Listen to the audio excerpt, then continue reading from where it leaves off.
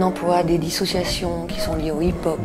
On est dans des lâchements d'équilibre ou des pertes d'équilibre qu'on n'utilise jamais en classique parce que sur pointe on tombe par terre si on utilise ce genre d'équilibre.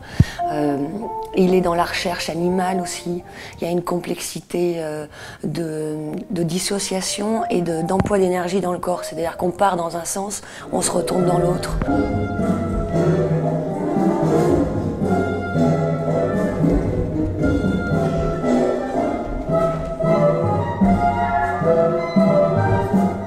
La cage thoracique est toujours en mouvement, ce qui est l'inverse en classique, puisqu'on respire bien sûr tous par la cage thoracique, mais on essaye de cacher que la cage thoracique est en mouvement en classique.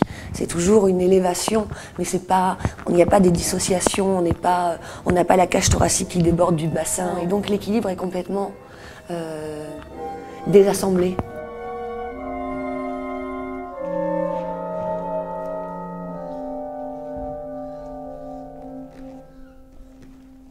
Donc comme en fait on commence à avoir beaucoup de bagages, les danseurs chorégraphiques, on a beaucoup de sens du mouvement, ils recherchent toujours un mouvement dont on n'a aucune connaissance au départ. Donc on travaille d'abord en mimétisme, on essaye de le copier, on essaye de trouver, parce que lui il nous montre des mouvements très spéciaux, on essaye de l'imiter, et puis après en fait sur ce qu'on crée, il recrée quelque chose avec nos corps.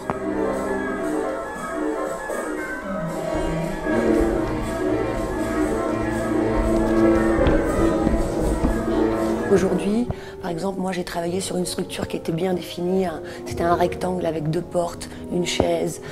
Donc ça, la structure géométrique était assez facile à reproduire dans mon corps. Le son, j'avais que du fer dans la peinture et de l'eau. Donc les 2 sons que je pouvais employer, c'était le fer et l'eau. Et ce que j'ai ressenti en voyant la peinture pour la première fois, c'était une opération chirurgicale. Donc voilà, moi c'était mes 3 éléments d'improvisation pour aujourd'hui. Mais demain, ça sera autre chose.